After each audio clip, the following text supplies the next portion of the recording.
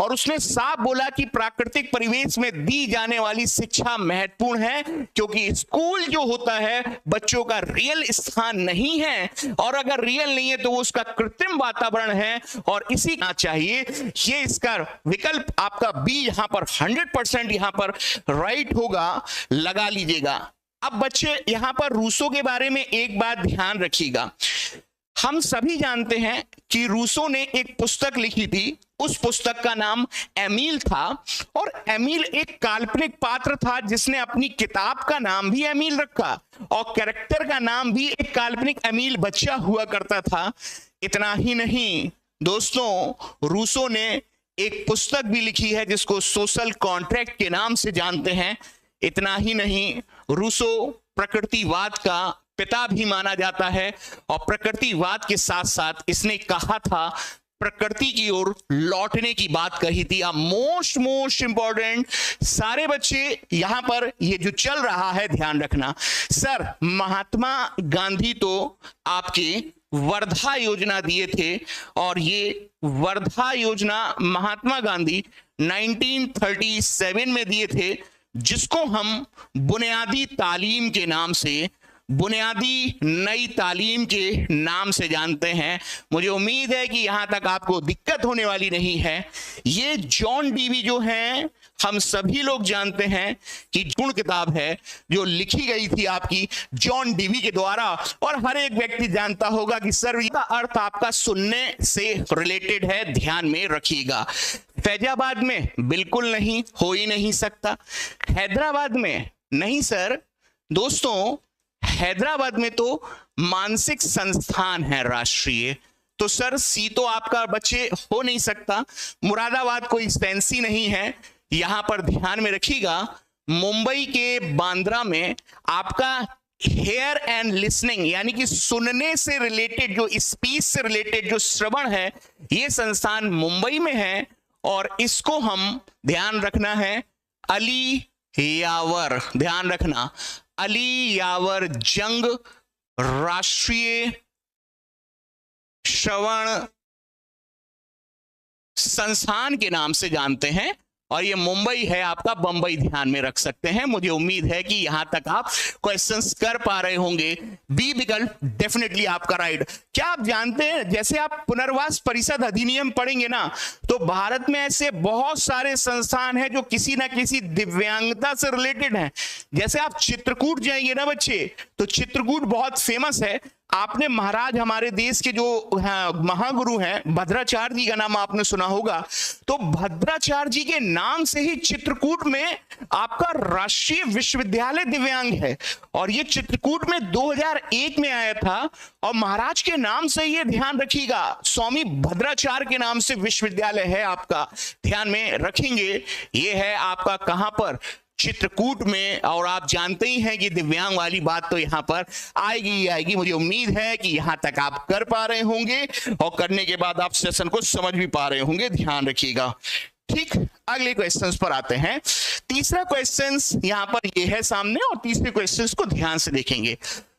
समावेशी शिक्षा मानती है कि हमें dash dash dash dash dash dash के अनुरूप बदलना है। भाई इंक्लूसिव एजुकेशन है, और सीधा से बात है कि समावेशी शिक्षा में सब बराबर हैं, और चूंकि हम बाल केंद्रित एजुकेशन पढ़ रहे हैं, तो बाल केंद्रित के अनुसार पूरी एजुकेशन प्रणाली, समावेशी प्रणाली किस लिए बनाई गई है, बालकों के अनुसार बनाई गई है।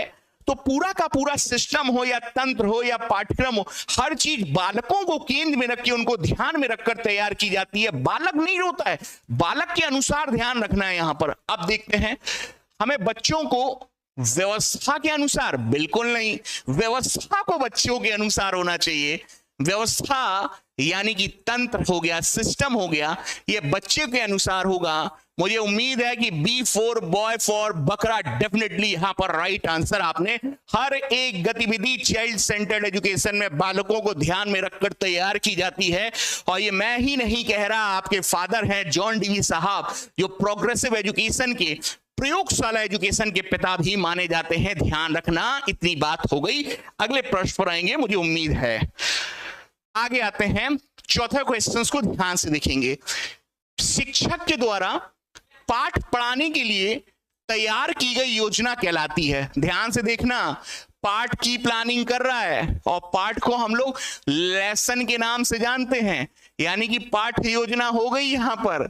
यानी कि यहां पर हार्वर्ड का नाम भी आ सकता है, क्योंकि हार्वर्ड ने लेसन को याद करने के लिए, याद करिए, स्मृति स्तर पर पंचपदीय प्रणाली दी थी। मैंने आपको हिंट दे दिया, अब तो आप यहां पर सही कर लीजिएगा। यहां पर सारे के सारे बच्चे शेयर करते हुए चलेंगे।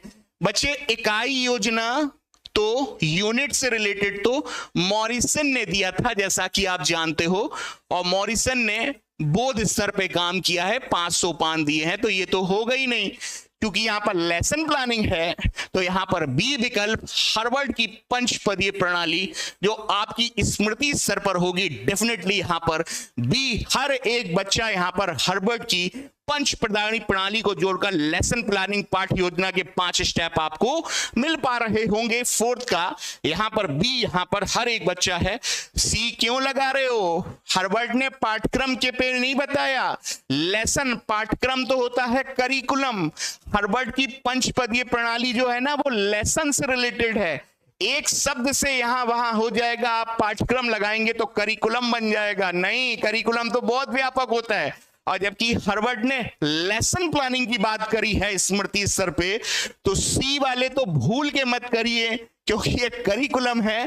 जबकि हार्वर्ड का मैंने पंचपदीय प्रणाली आपको बता दिया। उम्मीद है यहां तक अब आप सही कर ले जाएंगे। सभी को नमस्कार है, गुड आफ्टरनून, गुड इवनिंग, नमस्कार, स्वागत, वेलकम, आदाब, इस्तकबाल, कुछ भी बेहतर समझे, बस स्वागत करिए अपने एजुकेटर का और यहां पर लाइक शेयर करते हुए चलिए। 5वां प्रश्न देखेंगे यहां पर, निम्नलिखित में से कौन सा पाड़ यानी कि स्कैप फोल्डिंग का एक उदाहरण है? अब यहां पर सारे बच्चे यहां पर राइट आंसर देंगे। पाड़ यानी कि स्कैप फोल्डिंग, स्वाभाविक है कि आपको याद आ रहा होगा। लर्नर्स, यहां पर आप जानते होंगे कि ये अल्पकालीन सहायता है दोस्तों, क्योंकि अल्पकालीन सहायता कोई स्कैप फोल्डिंग या पाड़ के नाम से या मचान के नाम से या एक दो नाम और ध्यान रख लोगे, आलंबन के नाम से भी जाना जाता है। छात्र को प्रेरक व्याख्यान देना, यहां पे तो कोई मदद नहीं, ये तो लेक्चर दे रहा है, मोटिवेट कर रहा है, लेकिन मदद की बात नहीं है यहां पर, क्योंकि स्कैप फोल्डिंग का अर्थ ही होता है अल्पकालीन पूछताछ को प्रोत्साहित किए बिना। वैसी गड़बड़ हो गए यहां पर। भौतिक और भौतिक दोनों पुरस्कार वैसे ही गड़बड़ हो गया यहां पर। संकेत दे रहा है यानी कि मदद हो गई, और सूचना प्रदान करना ये स्कैप फोल्डिंग हो गई। यहां पर हर एक लर्नर्स यहां पर डी लगाएगा। सर ये तो लेव वाइगोस्की का कॉन्सेप्ट था, क्योंकि लेव वाइगोस्की ने ही स्कैप फोल्डिंग की अवधारणा दिया, अल्पकालीन सहायता का कॉन्सेप्ट दिया, दैट इज कॉल्ड आलंबन। Very very important. जैसे घर बनता है ना, तो लकड़ी की बल्ली परमानेंट नहीं रहती, थोड़े समय के लिए सहायता उपलब्ध कराई जाती है ताकि बच्चों का फाउंडेशन मजबूत कराया जा सके। अगर पूरा ही हेल्प कर देगा तो बच्चों की आवश्यकता क्या होगा? ऐसा नहीं करना है, बचते हुए चलना है। यहां पर आगे बढ़ते हैं, अगले क्वेश्चंस पर आएंगे और अगला क्वेश्चन देखिएगा। समस्या को हल करने के लिए अपने पूर्व ज्ञान का उपयोग, देखो पूर्व ज्ञान का उपयोग कर रहे हैं, इस्तेमाल कर रहे हैं, एप्लीकेशन कर रहे हैं। हिंट दे दी हमने भी आपसे, बोला कि जो आपने सीखा वो कहीं दूसरी जगह इस्तेमाल कर रहे हैं। ब्लूम याद आ गया? ज्ञान बोध प्रयोग, प्रयोग यानी अनुप्रयोग, हिंट दिया मैंने बच्चों द्वारा। देखो नई स्थिति बोल दिया यहां पर, सीखी गई सामग्री का उपयोग करना, यही तो कहलाता है ब्लूम की टेक्सोनॉमी के अनुसार ज्ञान। नहीं, ज्ञान में तो याद करते हैं, बोध में तो सही और गलत का अर्थ समझते हैं, जबकि सीखने के बाद हम इस्तेमाल करते हैं यानी कि एप्लीकेशन यानी कि प्रयोग। ये विश्लेषण तो तोड़ना होता है, संश्लेषण तो जोड़ देना होता है, और जोड़ने के बाद हम रचनात्मक काम करते हैं, नवीन काम करते हैं। बिल्कुल नहीं, ज्ञान में याद करते हैं। ये अप्लाइड पोर्शन है, दैट इज कॉल्ड एप्लीकेशन। यहां पर सी 100% लगाइएगा। सी एप्लीकेशन यानी कि जो सीखा उसको नवीन परिस्थितियों में, नई सिचुएशन आई, आपने इस्तेमाल करा, और ये आना बहुत जरूरी है। अप्लाइड करना, व्यवहारिक, दैनिक जीवन में ज्ञान को व्यवहारिक बनाना। अब गति के नियम याद कर लिए, लेकिन दैनिक जीवन में कहीं ना कहीं आपका उसका वास्ता होगा, आप यूज करोगे, कील ठोकोगे, तब भी यहां पर आपको देखने को मिलेगा, स्वाभाविक है यहां पर। चलिए अगले प्रश्न पर आएंगे, 7वां। ब्लूम की वर्गीकरण में विनिर्दिष्ट शिक्षा का कौन सा स्तर उच्च स्तर की संज्ञानात्मक क्षमताओं का उपयोग करता है। देखो ब्लूम बोल दिया है ना, और ब्लूम आ गया तो सीधी सी बात है कि दिमाग में एक चीज तो फिट हो जाना चाहिए कि ब्लूम आ रहा है तो वो देश की बात कर रहा है। और देखो उसने उच्च स्तर की बात करी है, संज्ञान की बात करी है, तो स्मृति तो हो ही नहीं सकता। सीधी सी बात है, जब उच्च स्तर की संज्ञान की बात करी है बहुत अच्छा है, लेकिन जब दे ही रखा है यहां पर चिंतनशील, तो उच्च स्तर के लिए सबसे बेहतर अगर कोई विकल्प होगा, सर पता चल रहा है अमूर्त चिंतन करने के लिए सबसे ज्यादा इसी स्तर की जरूरत पड़ेगी, क्योंकि उसने दिमाग की संज्ञान की बात करी है। तो सी डेफिनेटली यहां पे राइट आंसर लगाइएगा। ए बी नहीं हो सकते, ये कोई मीनिंग नहीं है, तो यहां पर बेहतर आंसर आपके सामने जो मिल पा रहा है राइट लगाएंगे। अगले प्रश्न पर आएंगे, 8वें प्रश्न पर आएगा। देखिए आपके आगे व्यक्ति जॉन डीवी साहब, प्रगतिशील शिक्षा के अंतर्गत निम्नलिखित में से किस बात पर ध्यान रखा जाता है? भाई फ्रेंड्स, यहां पर आप जानते हो प्रोग्रेसिव एजुकेशन, प्रगतिशील शिक्षा जॉन डीवी ने दिया। अरे भाई जॉन डीवी तो वो व्यक्ति था जिसने शिक्षा में सबसे पहले जनतंत्र की बात करी, डेमोक्रेसी एजुकेशन की बात करी, प्रयोगशाला की बात करी और व्यवहारिक एजुकेशन की बात करी है। यहां पर ध्यान रखिएगा जॉन डीवी साहब ने बाल केंद्रित एजुकेशन की बात करी है। आगे बढ़ेंगे, शिक्षण विधि को अधिक व्यवहारिक करने पर जोर दिया। बात तो सही है, जब प्रैक्टिकल बात कर रहा है, यहां पर प्रयोग की बात कर रहा है, 100% आपको पता होना चाहिए। यहां पर ए विकल्प आपको सामने। रटने पर जोर दिया जाता, बिल्कुल नहीं। एक तरफ प्रगतिशील बोलोगे, दूसरी तरफ रटना बोलोगे, गलत। बालक की प्रगति के लिए सैद्धांतिक नहीं, बालक को अगर बेहतर बनाना है तो करके सिखाने के लिए व्यवहारिक होना चाहिए एजुकेशन। किताबों में लिखी हुई बातें तब तक कारगर नहीं है जब वो दैनिक जीवन से उसको जोड़ के व्यवहारिक जीवन में अप्लाई ना करें। इसमें केवल बालक के नैतिक और सामान्य नहीं, साफ पता चल रहा है कि सर डेफिनेटली यहां पर ए राइट आंसर है। सर आप तो ये भी जानते होंगे लर्नर, शिक्षण में 3 ध्रुव बताने वाला व्यक्ति कौन है? John Dewey. 3 ध्रुव कौन है? एक टीचर है, एक स्टूडेंट है और तीसरा पाठ्यक्रम है। और इसी चीज को उसने त्रिभुज के रूप में बताया था कि एक शिक्षक होता है, एक शिक्षार्थी होता है और एक आपका मध्यस्थ चर होता है, जिसे हम लोग सिलेबस के नाम से जानते हैं। तो शिक्षण त्रिध्रुवीय प्रक्रिया भी आपके जॉन डीवी है और ये आप बेहतर तरीके से जानते हैं, समझ रिकॉल करिए। और भी चीज अभी हम लोग धीरे धीरे जानेंगे। और जॉन डीवी गुरु है किलपैट्रिक के, परियोजना विधि वाले किलपैट्रिक के गुरु हैं। इतना भी आप ध्यान में रखते हुए चलेंगे तो बहुत अच्छी बात है। और ये जॉन डीवी जो साहब है ना, ध्यान रखना, इनको प्रयोजनवाद का पिता माना जाता है। किसका? प्रयोजनवाद। सर ये प्रयोजनवाद क्या है दोस्तों? प्रयोजन यानी कि किसी उद्देश्य से किया गया काम, और प्रोजेक्ट हम उद्देश्य से ही बनाते हैं, ध्यान रखना। ठीक है, इतनी बात हो गई। आगे बढ़ते हैं, सेशन को शेयर भी करते हुए चलेगा। एक अच्छे मूल्यांकन में क्या नहीं होता? वैधता बिल्कुल होती है भाई। अब कोई मूल्यांकन अगर हम करें, कोई पेपर आपके लिए तैयार करें, चाहेंगे कि वो वैध हो। वैध का अर्थ है कि भाई सीटेट का पेपर है तो सीटेट के प्रश्न शामिल करेंगे। वैधता का संबंध सीधा का सीधा उस प्रश्न पत्र मूल्यांकन के उद्देश्य के पूरा होने से बिल्कुल है। भाई कोई भी मूल्यांकन आप सीटेट का दे रहे हो पेपर, बार बार इसीलिए दे रहे हो क्योंकि आपके अंदर जानते हो कि विश्वसनीयता है, ये भी बिल्कुल बात सही है। और आप दे रहे हो क्योंकि पेपर कैसा है आपका? ऑब्जेक्टिविटी है। ऑब्जेक्टिविटी में भेदभाव नहीं होता, करप्शन नहीं आता। ये वाले डी वाला आपका राइट आंसर नहीं होगा। यहां पे हर एक लर्नर्स यहां पे डी फॉर दिल्ली, यहां पे राइट। तो कोई भी मूल्यांकन अगर आप बनाए तो प्रश्न पत्र देखिएगा वस्तुनिष्ठ। वस्तुनिष्ठ का अर्थ है कि आंसर एक ही हो और सभी लोग सहमत हो। विश्वसनीयता का अर्थ है कि कॉपी जितनी बार भी चेक हो, बारंबार अंक ना बदले, विश्वास आएगा। और वैधता यानी कि जो प्रश्न जिस उद्देश्य से बनाया गया वो पूरे हो। लेकिन कोई भी पेपर मूल्यांकन करते समय व्यक्तिनिष्ठ नहीं होना चाहिए। अगर व्यक्तिनिष्ठ हो गया तो 10 लोगों ने कॉपी चेक करी, 10 लोगों का प्रभाव पड़ेगा। इससे भ्रष्टाचार या करप्शन की ज्यादा चीजें देखने को मिलेगी। मुझे उम्मीद है आप समझ पा रहे होंगे। आइए यहां पर 10वें नंबर का प्रश्न है, निपुण भारत मिशन ईसीसी तक के बच्चों को कवर करेगा। ठीक है, ईसीसी का पूरा नाम नोट कर दें हम, अर्ली चाइल्डहुड केयर एजुकेशन, ध्यान रखना पूरा नाम है पूर्व बाल्यकाल देखभाल शिक्षा। अब इस प्रश्न में कहीं ना कहीं गुंजाइश होगी कि आप गलत कर रहे हैं, गलत करने की गुंजाइश आपको देखने को मिल सकती है। क्या होगा राइट आंसर, मैं आपको बताऊंगा कि गड़बड़ी कहां कर सकते हैं, सामान्यतः ध्यान में रखना है।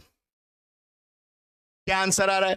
पहले तो मैं बता दूं, ये जो डी है 4 से 10 हटा देना, 3 से 7 है ये भी हटा देना।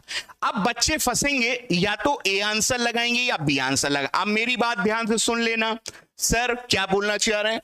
एक शब्द है आपका अर्ली चाइल्डहुड केयर एजुकेशन, जैसे ईसीसी या पूर्व बाल्यकाल देखभाल शिक्षा। देखो यहां पर ये पूछा है, और इसका समय पता है क्या माना जाता है? 0 से 6 की अवधि जो होती है, इसी को पूर्व बाल्यकाल देखभाल शिक्षा, इसको 0 से 2 में और 2 से 6 में बांट लेते हैं। इसको पूर्व बाल्यकाल बोल देते हैं, अर्ली चाइल्डहुड बोल देते हैं, जबकि इसको शैशव अवस्था बोल देते हैं। पूरे समय को जोड़ के ही अर्ली चाइल्डहुड केयर एजुकेशन जाना जाता है। 2 से 6 कह लीजिए या 0 से 6 मैं कहना चाहूंगा, लेकिन ये आपका आंसर नहीं होगा, नहीं होगा, नहीं होगा, क्योंकि यहां पर उसने निपुण भारत लगा दिया है, और निपुण भारत के लगने के चलते ये आपका आंसर ना होकर, अगर बच्चे यहां पर बी आंसर लगा पा रहे हैं तो यहां पर राइट आंसर आपका बी होगा। सारे के सारे बच्चे यहां पर बी फॉर बॉय, बकरा, बकरी, XYZ। क्यों है सर, थोड़ा सा बताइए। बच्चे ध्यान से सुनना क्या मामला है। सामान्यतः ईसीसी की एज 0 से 6 ही मानी जाती है। इसको 2 भागों में 0 से 2 और 2 से 6 ध्यान रखना।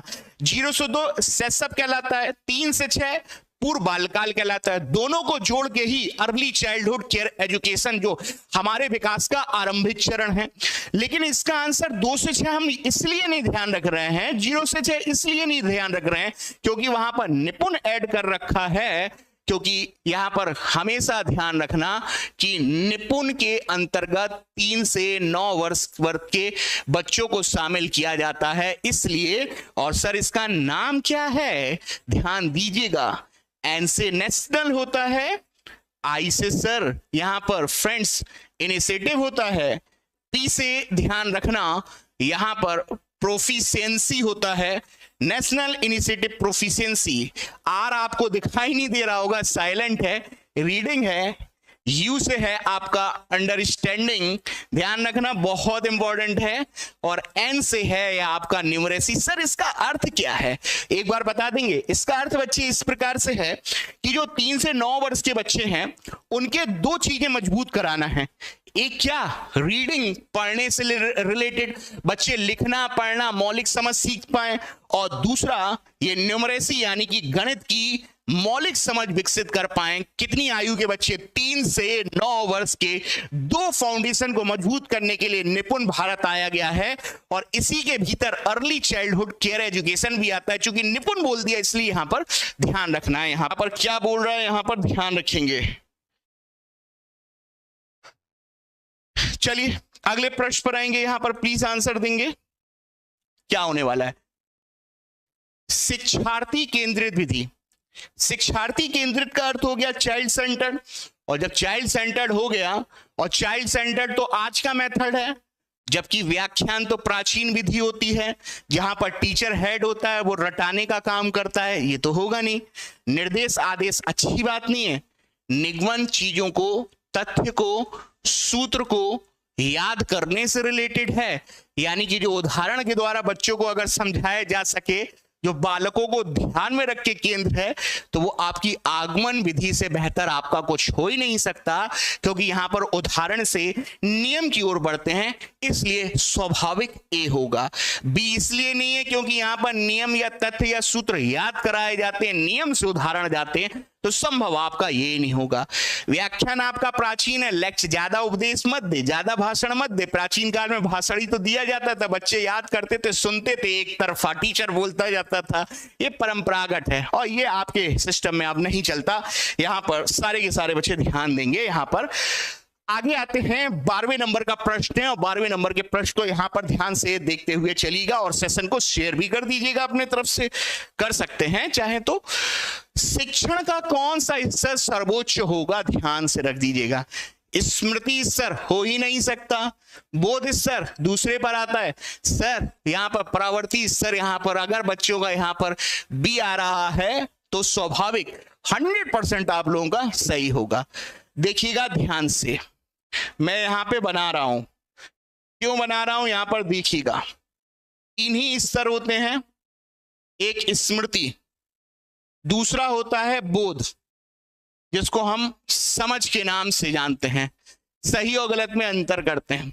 तीसरा जो होता है जब बच्चे बड़े हो जाते हैं, किशोर हो जाते हैं, तो परावर्ती है, ये उच्च चिंतन है, इसलिए इसको चिंतनशील के नाम से जानते हैं, ध्यान रखना। पहला, दूसरा, तीसरा।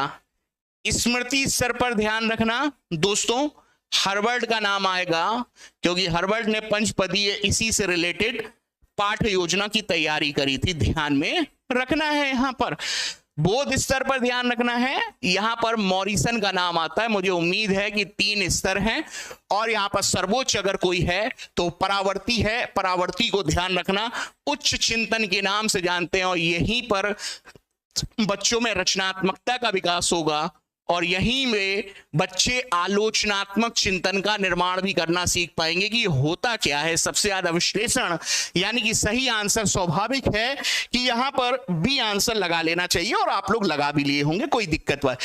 आइए 30 नंबर का क्वेश्चन आप देखेंगे ना बच्चे, बहुत शानदार है, लग रहा होगा कि इतना सा नहीं। देखो, शिक्षण सूत्रों का जनक कौन है? मॉरिस नहीं, रूसो, अकेले रूसो को नहीं बोल सकते हैं, ध्यान रखना। शिक्षण सूत्र आपने पढ़े होंगे, शिक्षण विधियां भी पढ़ी होंगी और विधियों के साथ सूत्र भी पढ़ाए होंगे, सूत्र यानी कि फॉर्मूला, मैक्सिम।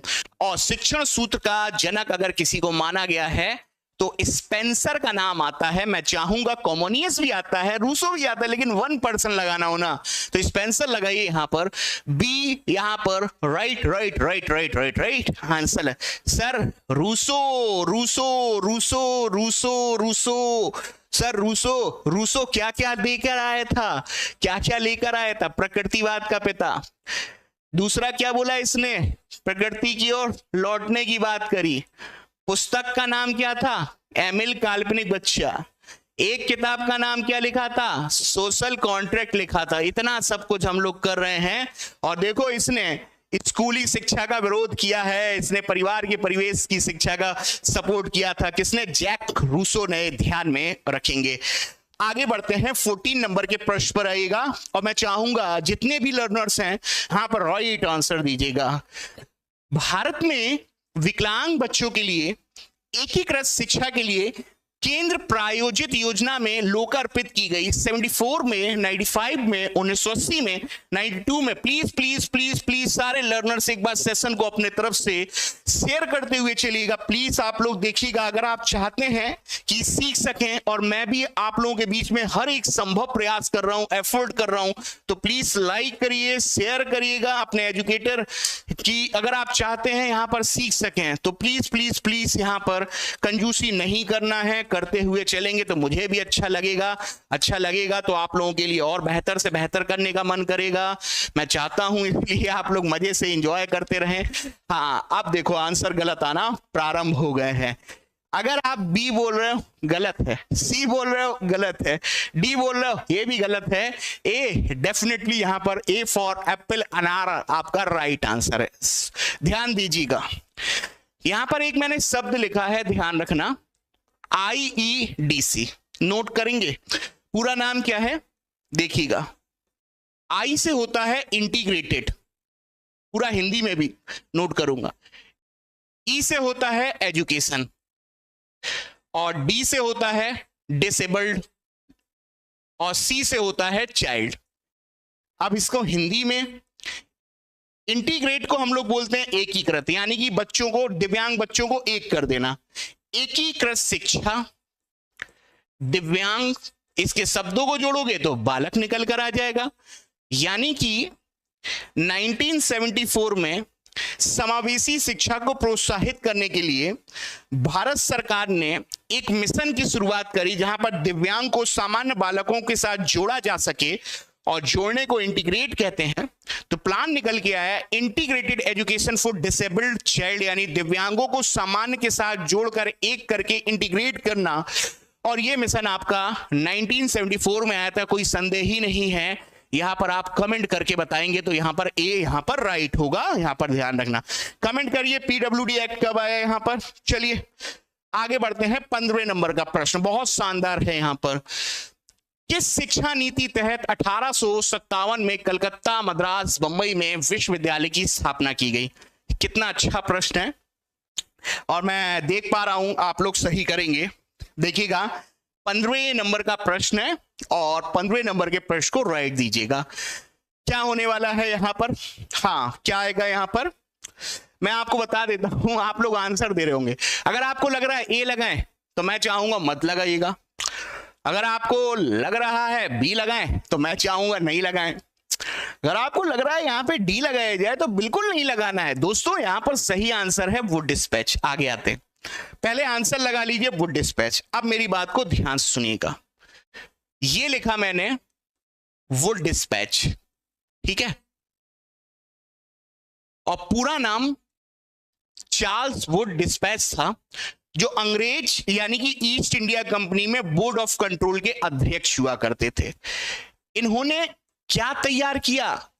महाधिकार प्रपत्र एजुकेशन का तैयार किया, जिसे भारत में एजुकेशन का मैग्ना कार्टा के नाम से जानते हैं। इस बात को ध्यान रखना। और ये कब आया था? ध्यान रखना 19 जुलाई 1854 में। ये वुड डिस्पैच साहब जो थे ना, इन्होंने डलहौजी को पत्र लिखा था कि कैसे भारत में मैग्ना कार्टा तैयार किया जाए, एक एजुकेशन का ढांचा। मैग्ना कार्टा यानी कि पूरी एजुकेशन के लिए एक प्रपत्र तैयार करना। और इन्हीं की सिफारिश पर, सब तो नहीं बता सकते, वहां पर लंदन में एक लंदन यूनिवर्सिटी बहुत फेमस था, तो इसकी सिफारिशों को ध्यान में रखते हुए लंदन विश्वविद्यालय के आधार में भारत में 3 यूनिवर्सिटी, यहां पर कलकत्ता में, मद्रास में और बंबई में आपके 3 यूनिवर्सिटी यहां पर स्थापित किए गए। यहां पे चार्ल्स वुड डिस्पैच, यहां पर डेफिनेटली यहां पर 100% आप सी आंसर लगाएंगे। बेहतर बेहतर बेहतर आंसर होगा, यहां पर ध्यान रखना, सी लगा लीजिएगा, यहां पर ध्यान रखिए। ये सेडलर क्या है? ध्यान रखना, सेडलर आयोग 1917 में आया था, और इसे कलकत्ता आयोग के नाम से जानते हैं क्योंकि कलकत्ता विश्वविद्यालय में सुधार से रिलेटेड था। ध्यान में रखेंगे, ये छोटी छोटी बातें हैं, लेकिन छोटी छोटी बातें कितनी मोटी है ना, आप समझ पाएंगे। यहां पर देखो, हम लोग को केवल 1 पॉइंट पे नहीं जाना है, हमको एक एक चीज का अर्थ निकालना है। अरे मैकॉले ने तो छन्नी का सिद्धांत दिया था, याद करिए बच्चे। मैकॉले बड़ा खतरनाक आदमी था, उसको बुलाया था 1 लाख रुपए की शिक्षा का समाधान करने के लिए। जो 1813 एक्ट की धारा 4343 थी ना, वो विषय को लेकर विवाद में आ गई थी, किस भाषा में एजुकेशन, हिंदी में कि अंग्रेजी में, विवाद हो गया। अब भारत तो चाहेगा कि भारतीय भाषा में हो, तो विवाद का समाधान करने के लिए मैकॉले को बुलाया गया। अब मैकॉले 1833 के एक्ट के तहत भारत में आए और उन्होंने अपना एक सिद्धांत दिया, छन्नी का सिद्धांत, कि सबको एजुकेशन देने का फायदा नहीं है, कुछ लोगों को जो संभ्रांत उच्च कोटि के, उच्च कुलीन वर्ग के, उनको ही एजुकेशन दो, बाद में वही लोग छन छन के सबको एजुकेशन दे देंगे। और विवाद तो इन्होंने और गरमरा दिया यहां पर मैकॉले साहब। आज अच्छा है कि मैकॉले की पॉलिसी अब धीरे धीरे भारत ने समाप्त ही कर दी, यहां पर ध्यान में रखते हुए चलना है। यहां पर आगे बढ़ते हुए चलेंगे, थोड़ा सा सेशन को और शेयर करेंगे। 16वां क्वेश्चन, मोस्ट फंडामेंट, बहुत शानदार प्रश्न है यार, बेहतरीन प्रश्न है। 16 को ध्यान से देखिएगा। आचार्य राममूर्ति समिति का गठन कब किया गया था? देखिए राममूर्ति समिति, ABCD, आप लोग तो आंसर दीजिए, मैं आपके आंसर की प्रतीक्षा कर रहा हूं कि आप क्या बेहतर, और थोड़ा सा शेयर भी करते जाएंगे। हाँ, मैकॉले ने निस्यंदन, वही निस्यंदन को ही छन्नी का सिद्धांत, फिल्ट्रेशन का सिद्धांत, या डाउनवर्ड ट्रिकल डाउन थ्योरी भी कहते हैं। यहां पर ध्यान दीजिए, आंसर दीजिए आप लोग सारे के सारे। यहां पर कितने लोग आंसर दे रहे हैं, मैं कमेंट देखने जा रहा हूं, बार बार ध्यान रखिएगा। यहां पर कितने लोग कितने लोगों का बी आया? सच बताइएगा, ईमानदारी से बताइएगा। मैं आपसे कुछ पूछ रहा हूं, ईमानदारी से बताएंगे तो हमको भी अच्छा लगेगा भाई। पहले तो आप बी आंसर लगाइए। अब ध्यान से मेरी बात सुन लीजिएगा, मैं यहां पर एक चीज लिख रहा हूं, पहले तो इसको नोट करना। क्यों लिखवा रहे हैं सर? प्रबुद्ध एवं, जितना बोलूं ना वो तो आप करते हुए चलिए, मानवीय समाज की ओर ध्यान दीजिएगा। अब थोड़ा सा आराम से चलते हैं। सर ये क्या लिख दिया आपने दोस्तों? बच्चे ये राम मूर्ति समिति जो थी ना, जब उसकी रिपोर्ट प्रकाशित हुई तो उस रिपोर्ट का शीर्षक जो हुआ करता था, उस रिपोर्ट का शीर्षक ये था, प्रबुद्ध जानते हैं एवं मानवीय समाज की ओर। अब इंपॉर्टेंट क्या है, ध्यान सुनना, इसको आगे चलना है दोस्तों, ध्यान रखना, मैं यहां पे लिख रहा हूं 1986 में शिक्षा नीति आई थी, ध्यान रखना। और 1986 में जो शिक्षा नीति आई थी वो कौन सी शिक्षा नीति आई थी? दूसरी। किसके शासनकाल के समय? राजीव गांधी। अब 3 वर्ष के बाद ही राष्ट्रीय शिक्षा नीति जो दूसरी है, इसमें संशोधन करना था 1990 में। और 1990 में ध्यान रखिएगा विश्वनाथ सरकार थी, ध्यान रखना, वीपी सिंह की सरकार। और वीपी सिंह की सरकार ने राम मूर्ति को बुलाया और राम मूर्ति का संबंध 1986 की शिक्षा नीति, दूसरी शिक्षा नीति में सुधार से रिलेटेड था। और इनकी रिपोर्ट को राम मूर्ति समिति के नाम से जाना गया, जो 1990 की किसी सन में प्रकाशित हुआ था, जिसका शीर्षक प्रबुद्ध एवं मानवीय समाज की ओर था। अब मोस्ट इंपॉर्टेंट ध्यान रखना है, ये प्रश्न आपको कहीं ना कहीं से आपको जोड़ के यहां वहां करके आपको प्रश्न बनाएगा, यहां पर ध्यान रखेंगे। सारे के सारे बच्चे यहां पर बी लगा लेंगे। कितने लोगों का बी आ गया है? सारे यहां पर दोस्तों, यहां पर बी, यहां पर राइट आंसर। थोड़ा और शेयर करिएगा, यहां पर इतना अच्छा प्रश्न है यार, गजब का प्रश्न है। यहां पर राम मूर्ति समिति किससे रिलेटेड है वो भी बता दिया आपको।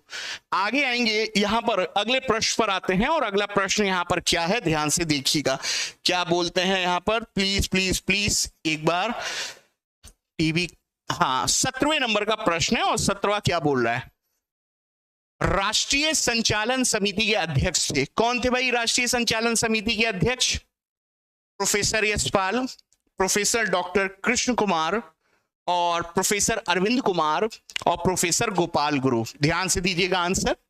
तो जितने भी लोग हैं ना, उनको मैं बता दूं, ना तो बी, ना तो सी, ना तो डी, यहां पर ए विकल्प प्रोफेसर यशपाल यहां पे राइट है। अब ध्यान रखना क्या बताने जा रहे हैं, ध्यान रखना। एनसीएफ सभी लोग जानते हैं 2005। एनसीएफ 2005 का निर्माण करने के लिए एक समिति का निर्माण किया गया था, जिसको राष्ट्रीय संचालन समिति के नाम से जानते थे, जिसके अध्यक्ष कौन थे? प्रोफेसर यशपाल, ध्यान रख। और प्रोफेसर यशपाल की देखरेख में ही एनसीएफ 2005 का गठन किया गया। लेकिन इसका ड्राफ्ट तैयार करने के लिए एक समिति है, राष्ट्रीय संचालन समिति, जिसके अध्यक्ष हैं यशपाल। और इस समिति में इनको जोड़ के लगभग 38 मेंबर हुआ करते थे, इस बात को ध्यान रखना। और ये प्रोफेसर यशपाल वही हैं जिन्होंने 92 में लर्निंग विदाउट बर्डन, शिक्षा बिना बर्डन बोझ के होना चाहिए। और इन्होंने ये भी बताया कि जो मोटे मोटे बस्ते जो हैं, इनका औसत वजन कितना होना चाहिए? 4 किलोग्राम के आसपास होना चाहिए। ध्यान में रख, बस्ते का औसत वजन कितना है? 4 केजी के आसपास यहां पर ध्यान रखना है, ठीक है। ये सारी की सारी जानकारी हम लोग के लिए यहां पर। चलिए अगले प्रश्न पर आएंगे। यहां पर 18वां प्रश्न, यहां पर 18वां प्रश्न क्या बोल रहा है? यहां पर 18 नंबर का प्रश्न, व्यावसायिक निर्देशन का प्रयोग सर्वप्रथम किसने किया था? ध्यान से दीजिएगा, यहां पर व्यावसायिक निर्देशन का प्रयोग किसने किया? व्यावसायिक निर्देशन का प्रयोग किसने किया? प्लीज यहां पर क्या होने वाला है आंसर? 2 बार करिएगा, आएगा यहां पर। चलेगा चलेगा चलेगा, हाँ 4 केजी यहां पर। चलिए क्या होने वाला है यहां पर? व्यावसायिक निर्देशन का प्रयोग। ए नहीं है, टी नहीं है, डी नहीं है, यहां पे पार्सन्स का नाम लगाइएगा। कितने लोग बी पर पहुंच रहे हैं? पार्सन्स लगाइए। देखिए मामला क्या है, समझते हुए भी चलेगा। आप लोग बोलते हो ना कि टीचर काउंसलिंग भी कर सके, गाइडेंस भी कर सके, तो काउंसलिंग और गाइडेंस को ही हम लोग क्या बोलते हैं, निर्देशन, परामर्श के नाम से जानते हैं ना। तो ध्यान रखना, यहां पर एक वर्ड लिखा हुआ है परामर्श एवं निर्देशन, ठीक है, क्या है, जिसको हिंदी में हम लोग काउंसलिंग के नाम से और डायरेक्शन के नाम से, निर्देशन के नाम से जानते हैं। और इसके पिता आपके पार्सन्स माने जाते हैं। बोस्टन विश्वविद्यालय में इन्होंने ये सब सारी की सारी चीजें एक्सपेरिमेंट करी थी। पार्सन का मामला था कि चाहे वो व्यवसाय हो चाहे टीचिंग हो, उसमें गाइडेंस और काउंसलिंग होना चाहिए। और एजुकेशन में ध्यान रखना, पार्सन्स को परामर्श एवं निर्देशन का पिता माना जाता है। मैं चाहूंगा कि यहां पर बी विकल्प यहां पे लगा लेंगे तो 100% यहां पे राइट आंसर होने वाला है। यहां पर समझ पा रहे होंगे, ठीक है। आगे आएंगे 19 नंबर के प्रश्न पर आते हैं। और 19 नंबर का प्रश्न यहां पर क्या बोल रहा है, यहां पर 19 नंबर का प्रश्न दीजिएगा। गर्मी बहुत है यहां पे, बर्दाश्त से परी गर्मी बहुत है। 19 नंबर का प्रश्न है, प्लेवे पुस्तक के लेखक कौन हैं? प्लीज बताएंगे प्लेवे पुस्तक के लेखक कौन हैं, दीजिएगा राइट आंसर। अब 19 में तो आप देखो सही लगा लोगे यहां पर, हाँ हाँ बिल्कुल बात सही है भाई। प्लेवे को ऐसा लिखेंगे, और हम लोग सभी लोग जानते हैं कि ये प्लेवे शब्द जो है ना, हेनरी कॉल्डवेल कुक का दिया हुआ है। कॉल्डवेल कुक हैं, जिनको हम खेल विधि का पिता भी मानते हैं। ध्यान रखिएगा, यहां पर बी आंसर लगाएंगे, यहां पर बी आपका बिल्कुल होगा। दो तो हो ही नहीं सकते यहां पर, ध्यान रखिएगा सारे के सारे यहां पर। चलिए अगले प्रश्न पर आएंगे। यहां पर 20 नंबर का प्रश्न है। यहां पर सर जाने दीजिए सर, अब जाने दीजिए, आप और टच कर दी और मामला गड़बड़ हो गया हो। 20वां प्रश्न है, सारे लोग आंसर देंगे। यहां पर क्या आएगा, चलेगा वो थोड़ी देर में चलेगा, जाने दीजिए। अब 20 प्रश्न यहां पर क्या होगा, एनईपी 2020 के अनुसार प्राथमिक विद्यालय में सार्वभौमिक मूलभूत साक्षरता और संख्यात्मक प्राप्त करने का लक्ष्य वर्ष क्या है। यहां पर प्लीज यहां पर right right right right answer देंगे। यहां पर क्या होने वाला है, प्लीज यहां पर क्या होगा, हाँ नहीं नहीं नहीं नहीं नहीं नहीं नहीं, सार्वभौमिक मूलभूत यहां पे जो लक्ष्य है जो निकल कर आएगा, गर्मी ने तो बवाल मचा दिया भैया, बवाल मचा दिया गर्मी ने। हाँ आप लोग बड़े दिनों बाद मुलाकात हुआ है तो मैं चाहूंगा कि नहीं, यहां पर ए लगाइए, बी सी डी पे नहीं, ए आंसर लगाना है। ए आंसर है यहां पर 2025 बेहतर आंसर है। सारे के सारे लोग ध्यान रखिएगा। देखो क्या बोल रहा है, प्राथमिक विद्यालय में सार्वभौमिक मूलभूत साक्षरता और संख्यात्मक प्राप्त, यानी कि प्राथमिक स्तर पर जो 6-7 साल के बच्चे होते हैं उनको साक्षरता, लिखना पढ़ना, शब्दों का ज्ञान हो, और दूसरा गुणाभाग यानी कि गणित की मौलिक संख्याओं का ज्ञान हो, जिसको हम लोग फाउंडेशनल लिटरेसी न्यूमरेसी के नाम से जानते हैं। फाउंडेशनल लिटरेसी न्यूमरेसी के नाम से जानते हैं। फाउंडेशनल का अर्थ होता है आधारभूत, लिटरेसी का अर्थ होता है साक्षरता जो शब्दों से रिलेटेड हो, न्यूमरेसी का अर्थ होता है अंक। यानी कि प्राथमिक स्तर पर एफएलएन के उद्देश्यों को पूरा करना 2025 है, जहां पर 3 से 8 वर्ष के बच्चे या जो 3 से 9 वर्ष के बच्चे जो होते हैं उनके 2 फाउंडेशन जो शब्दों से रिलेटेड लिटरेसी और नंबर से रिलेटेड आपका न्यूमरेसी है, इनको बेहतर करना हमारा प्राथमिक उद्देश्य है। और इसका सार्वभौमिकरण करना है कि हर बच्चे तक ये 2 फाउंडेशन का कवर हो जाए। टारगेट सार्वभौमिक वर्ष 2025 है। मैं चाहूंगा यहां पर आप राइट आंसर लगाएं, यहां तक कोई दिक्कत होने वाली नहीं है। अब आप लोग कमेंट करके प्रतिक्रिया व्यक्त कर सकते हैं और कमेंट जरूर करिएगा। मुझे उम्मीद है कि बड़े दिनों बाद आप लोगों से मुलाकात हुआ है। 20 से 25 प्रश्न हो गए होते अगर लाइट ने यहाँ पर इतना समस्या क्रिएट नहीं किया होता। खैर कोई बात नहीं है, चलता रहता है, जीवन का पार्ट है। अब आप कमेंट करिएगा आपको कहां तक सेशन समझ में आया। और अगर आपको लगता है कि सामने वाला आप लोगों के साथ पूरा प्रयास एफर्ट कर रहा है, तो इसको वेस्ट नहीं जाने देना है। लाइक, शेयर, सब्सक्राइब और मुस्कुराते रहिए। अभी तो बहुत कुछ सीखना है, और आपको नहीं, हमको भी। तब तक के लिए धन्यवाद। मैं आपका अपना एजुकेटर सर सत्येंद्र वर्मा। ध्यान रखिएगा। Thank you, most welcome.